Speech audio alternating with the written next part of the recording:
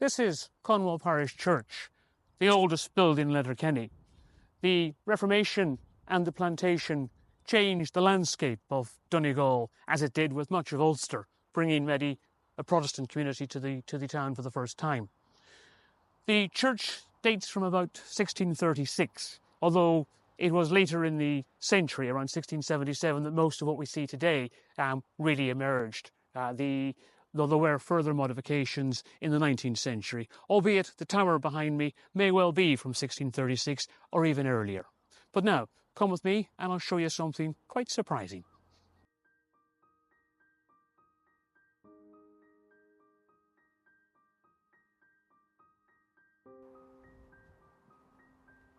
We're going to go round this tower now and then to the right to this grave. This is the grave of Lord George Hill. George Hill was a member of the Hill family of Hillsborough, County Down. He was born in 1801 and in his time served as an MP for Carrickfergus amongst many other things. He was also a major landowner in Donegal, owning vast estates in and around Gweedore in West Donegal. Indeed, he left a significant legacy there with these things such as the Kirch Hotel, which is still operating as a hotel there. But what's most surprising about this grave is not Lord George Hill, it's actually his wife, Cassandra Jane Knight. Cassandra Jane Knight was the daughter of Edward Knight, and Edward Knight was not born Edward Knight, he was actually born Edward Austen, and he was a brother of the famous English novelist Jane Austen. Even more surprising than the fact that a niece of Jane Austen's is buried in Letterkenny is the fact that there are two other nieces of Jane Austen buried outside Ramelton. And why is that? That's because after Cassandra Jane's sad death following the birth of her fourth child, Lord George Hill then married Cassandra Jane's sister, Louisa Knight, and she's one of the two sisters that's buried outside Ramelton. Now, come with me and I will show you another grave in this graveyard. We're coming now to a rather poignant and sad grave, the grave of young Richard McKelvey. Richard died at the age of 1, and what makes the grave stand out is the fact that there are no other McKelveys buried here. No ancestors or no descendants, just Richard on his own. And that begs the question as to why that would be. The answer is that it says here it was erected by Hugh McKelvey. Hugh was Richard's dad, and Hugh and his family were here for about 10 to 12 years between 1895 and 1905 or 1906. And the reason they were here is that Hugh McKelvey was a chief stonemason in the construction of the cathedral that lies behind me.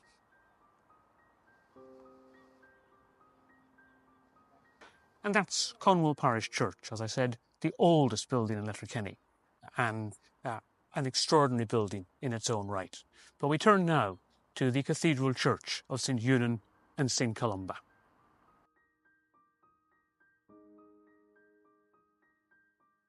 This is the Cathedral Church of St. Eunan and St. Columba.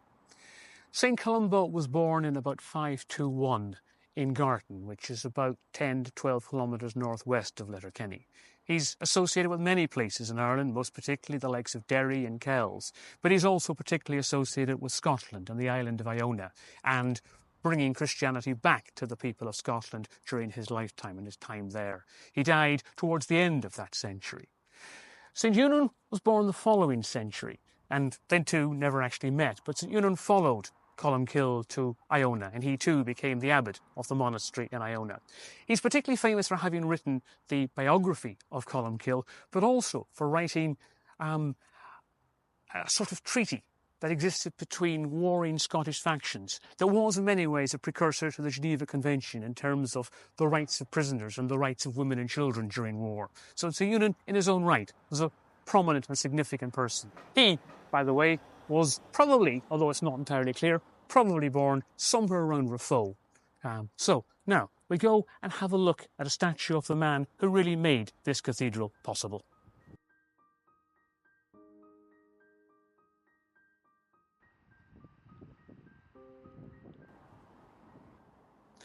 This is the statue of Bishop O'Donnell.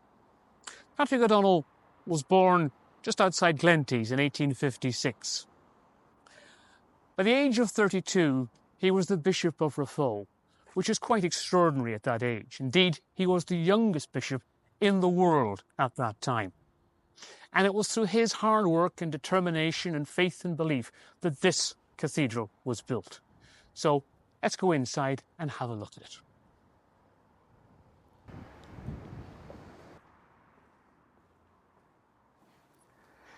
As you come into the cathedral, you will almost immediately notice the windows, the aisle windows to the left and the right. They are by the German firm Meyer of Munich. And the ones on the left as you come in are of male Irish saints, and the ones on your right as you come in are of female Irish saints.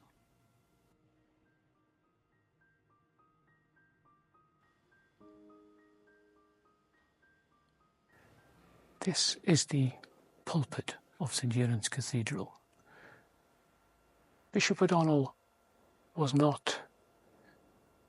didn't mind who did the work. He didn't care about who did it as long as it was good. And the firm he employed to do this work were a firm called Parish & Sons. The owner of the firm was an Englishman and almost certainly an atheist, but that, in fairness, didn't bother Bishop O'Donnell. But it did bother, as far as we know, some of the other sculptors in Ireland at the time who felt he was being particularly unpatriotic and un-Catholic in employing an Englishman and an atheist to do the job. But history has a way of changing itself because, of course, the Parish & Sons who he employed to do this, the sons were Pádraig Pearse and Willie Pearse. Pádraig Pearse, who famously spoke the Easter proclamation at the Easter 1916 rising in Dublin. As far as we know, Pádraig Pearse did not come here, but he may well have done some research on the habits that the Franciscan monks wear. And Willie Pearse, it is believed, was here doing some research at the time that this was being created. The pulpit shows the annals of the four masters, the four masters being the Franciscan monks who wrote the annals, albeit there was probably more than four of them. It also shows the four evangelists and the prophet Isaiah. It's a remarkable piece of work, and it has been a sense of comfort for the people of Letterkenny over many, many years, and they've heard many words of comfort from that pulpit behind me. Now we'll have a little look at the arch in the middle of the cathedral.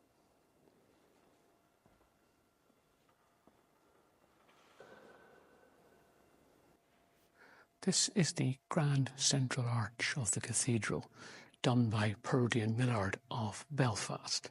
It tells the story of the life story of St. Columba on this side and St. Eunan on this side, and it's a wonderful feature of this cathedral.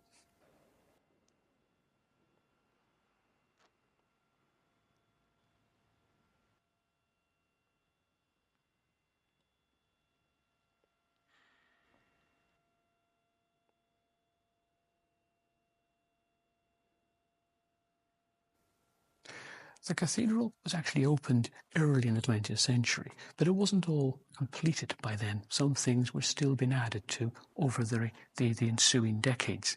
Indeed, it was the 1920s before the high windows up here were done.